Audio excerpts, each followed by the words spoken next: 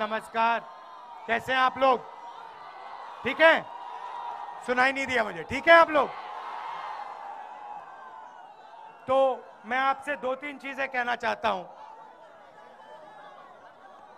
एक साल पहले हमने भारत जोड़ो यात्रा की, आपने देखा होगा। देखा? कन्याकुमारी से कश्मीर तक चले, नफरत के बाजार में मोहब्बत की दुकान खोली, क्योंकि एक विचारधारा है देश में आजकल, नफरत की विचारधारा, हिंसा की विचारधारा, जो लोगों को बांटती है, लोगों को डराती है, धमकाती है। इसके खिलाफ हमने भारत जोड़ो यात्रा की। बहुत सारे लोग आए, झारखंड से आए, उड़ीसा से, बंगाल से, और उन्होंने हमें कहा देखिए आपने भारत जोड़ो यात्रा तो करी कन्याकुमारी से कश्मीर, मगर बंगाल में क्या होगा, झारखंड में क्या होगा, मणिपुर में क्या होगा, उड़ीसा में क्या होगा? आपको दूसरी यात्रा करनी चाहिए, दूसरी भारत जोड़ो यात्रा। और हमने ये बात मान ली और इसलिए मैं आपके सामने आज यहां खड़ा हुआ हूं। और इस यात्रा का भी लक्ष्य नफरत भरी जो विचारधारा है उसके खिलाफ खड़ा होना है, लोगों को जोड़ना है।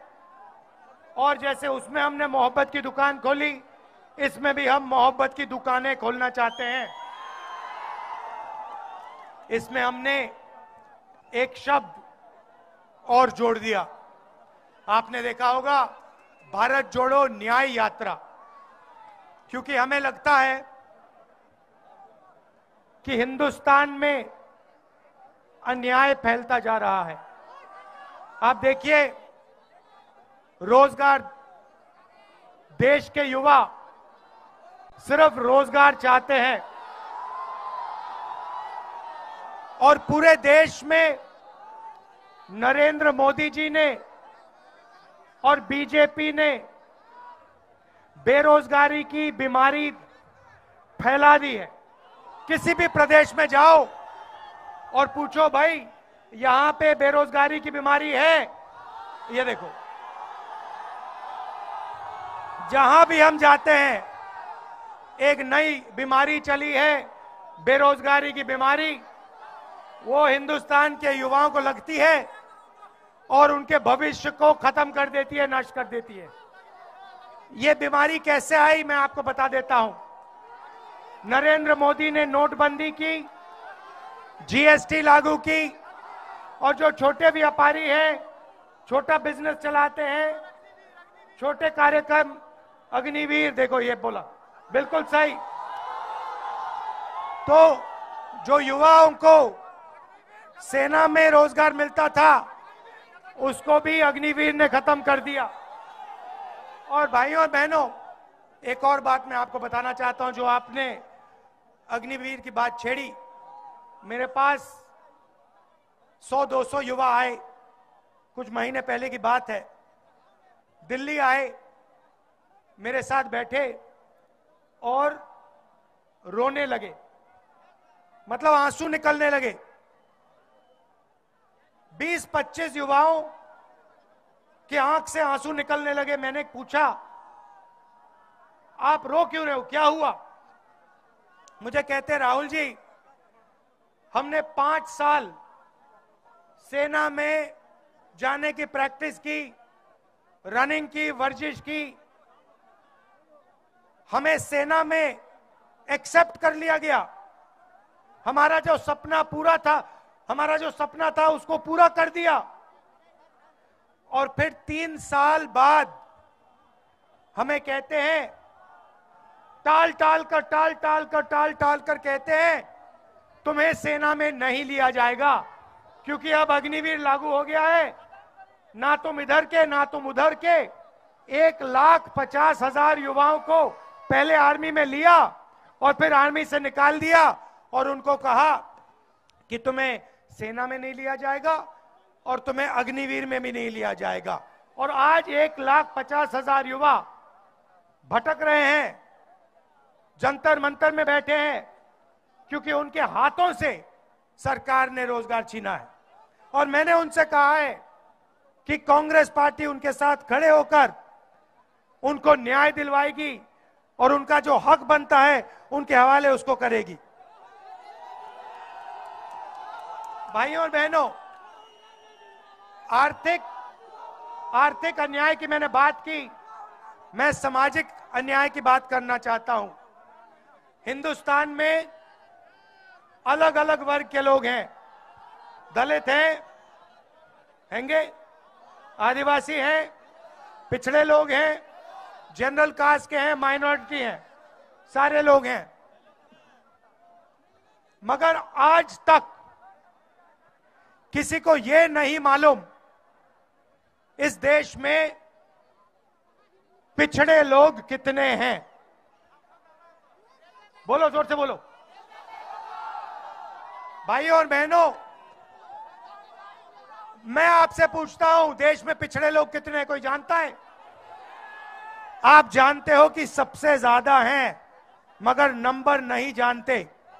अब आप मुझसे कहोगे, अरे भाई सबसे ज्यादा हैं, नंबर नहीं जानते, तो क्या हुआ? मैं आपको बताता हूं।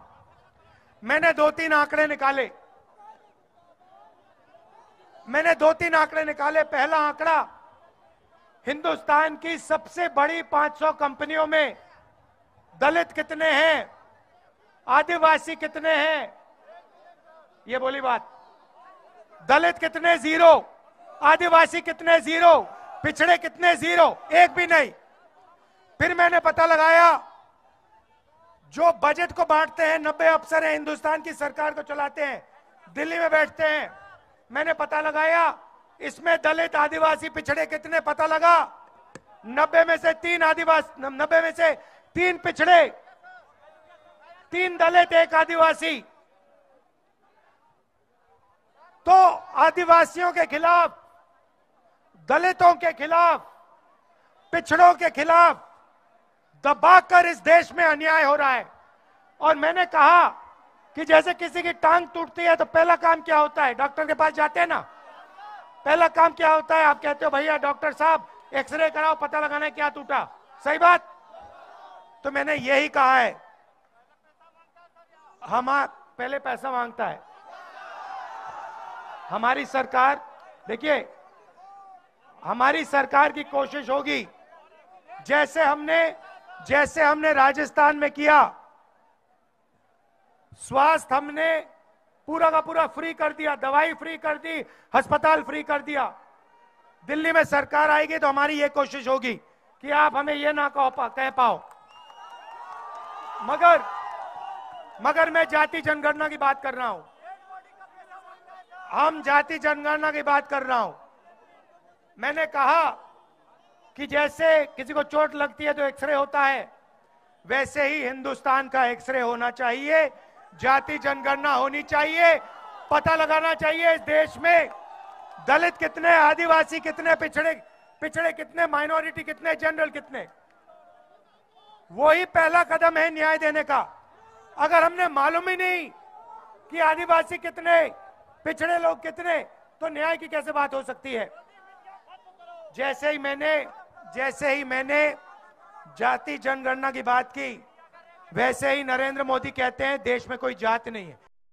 मैंने जाति जनगणना की बात उठाई, नरेंद्र मोदी कहते हैं देश में कोई ओबीसी नहीं, कोई दलित नहीं, कोई आदिवासी नहीं, देश में सिर्फ 2 जात, एक अमीर और गरीब। अगर 2 जात है नरेंद्र मोदी जी, तो आप ओबीसी कहां के?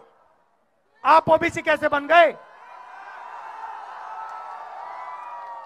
ये मैं आपके सामने रखना चाहता था। देश को जोड़ना है, सबको एक साथ लाना है, और पूरे देश में ये जो नफरत का बाजार इन लोगों ने खोल रखा है, इसको बंद करना है और मोहब्बत की लाखों दुकानें खोलनी है।